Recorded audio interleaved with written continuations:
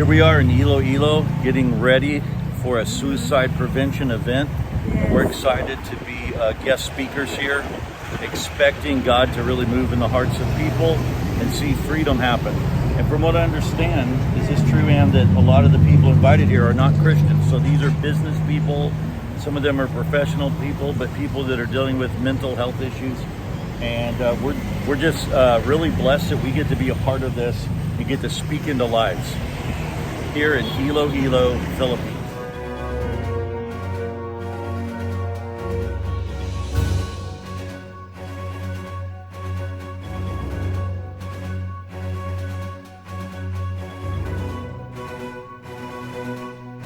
sell like organic food.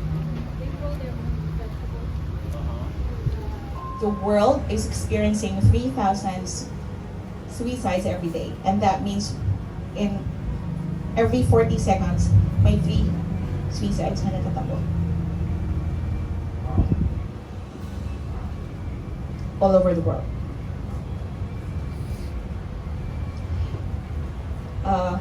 When I talked to our speaker this morning, he said, "Don't you think it's strange, it's odd, that he came from Alaska, which topped the world's list of suicides. Taas ang list ng depression and suicide sa bilog ng kalibutan. And then God has to pull him out from Alaska and go here in the heart of the Philippines, in Iloilo, which hambal ni Pastor Phil, sa Pavia daw, number 1 subong sa listahan sa depression man and suicide sa bilog ng Philippines." Yeah. So, what I only knew was that ang Philippines is number 1 sa Asia of having ang taas-taas na depression cases. Pero only this morning that I came to know na ang Pavia dahil number 1 sa listahan sa bilog na Pilipinas sa suicide and depression cases. And that's why hanggang okay na wala din sa aksidente sa Ginoo. Tama? Sa right time, get sa right place. And that's the kind of God that we have. And so today, without much suicide prevention through a holistic approach, emphasizing on the power of the love of God in changing a person's life and in bringing healing and wholeness to them. So, Pastor Ron, before we get into the meat of this conversation, how was your stay in Iloilo City? By the way, this is his first time to go here, right? This is my first time in the Philippines, first time in Iloilo, and newly married to this amazing Filipina, Ann, over here. Yeah. Oh, by the way, I'd like to acknowledge to start this ministry on depression management and suicide prevention. Well, it started about 38, 39 years ago when I started in full-time youth ministry, and I still do youth ministry today. And I remember, 38, 39 years ago, it was very rare to have a young person who was dealing with mental health or even dealing with depression. That didn't happen very often back then. Probably because that many years ago, almost 40 years ago, are we there? Almost 40 years ago, there was a mother and a father in the home. There was more functional housing situations. And believe me, that is directly related to mental health. If you take out a father or a mother, you increase over 300% the chances of suicide in that young person. And so having a functional family is paramount. It's very important. It's the way God designed it, to have a healthy growing up as a child. But when you add trauma, and then years later, you start going 10 years, 20 years later, 30 years later, I started noticing that functional family was not the norm. It was the thing that was odd. Most kids that I ministered to had divorced families, or especially in Alaska, had a mother or father who had committed suicide. And this is something that really drove my passion to make a difference. Wow. I think That's their last resort, because they know, I'll say, "Why are you calling me?" Because I know you care. And so people don't care about your title, and they don't care about your degree. They don't care about what university or college you went to. When they're dealing with depression, they care about if you really care for them. If you want to make a difference in somebody's life and help them break through the depression, which I might say, depression almost always leads to thoughts of self-harm and death. Depression is something that sometimes we take for granted, like, oh, I'm feeling depressed today. To me, it's serious. It's the foundation that everything else goes on. So no one just wakes up in the morning and goes, I think I'm going to kill myself today. There's a process. There's a process of pain. And usually that event or that thing that took place, the family, and the mother said, I've been going to a Christian counselor. At least she was going to a Christian counselor. I think that's good. But I said, how long have you been going? She said, for 7 years. I go every week.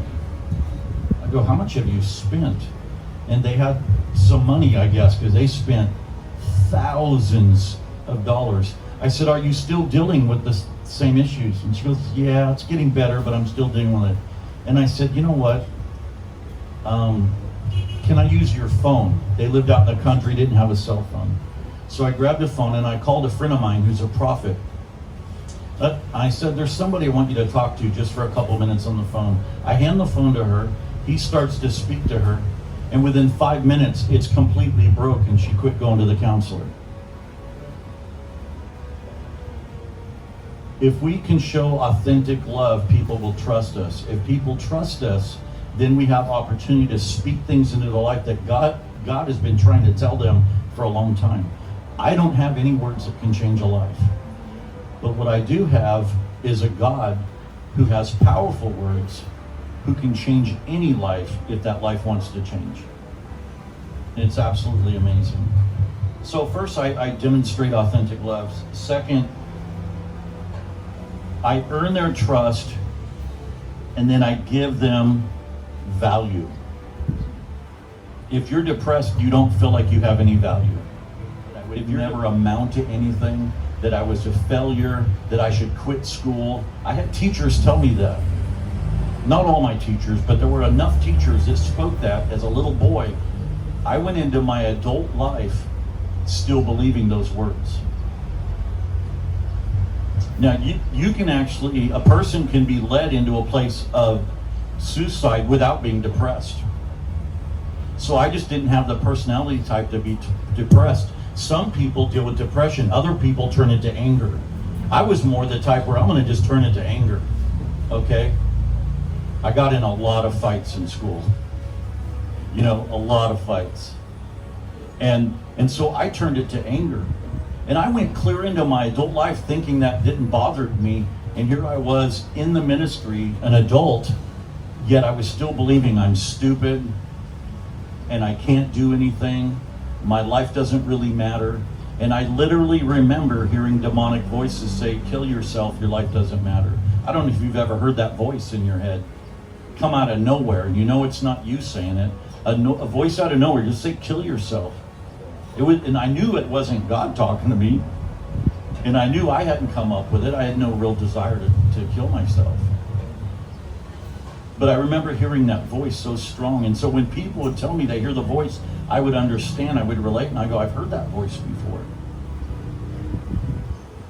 Some people don't have enough in their own. That's an issue here in your culture. In my culture, abandonment, especially in Alaska, is huge. I meet kids who don't even know their parents all the time, especially when I go to Eskimo villages.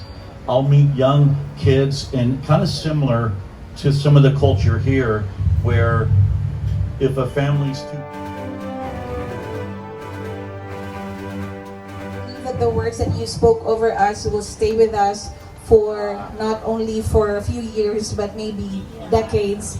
And the things that you've spoken to us today, I'm pretty sure that we're going to be able to tell that to our kids as well. You might be surprised when we meet someday, somebody will just call you Papa Bear and thank you for speaking words of life to my dad and mom.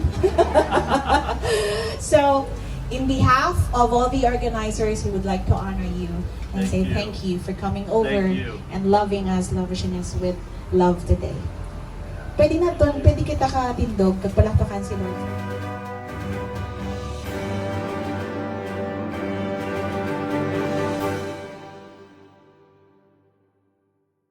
prayers, O Lord, that the message of God that you have invested, Lord, into this man will reach, Lord, many more souls, O God, especially those who are facing depression and about, Lord, to reach the point, O God, of ending their life.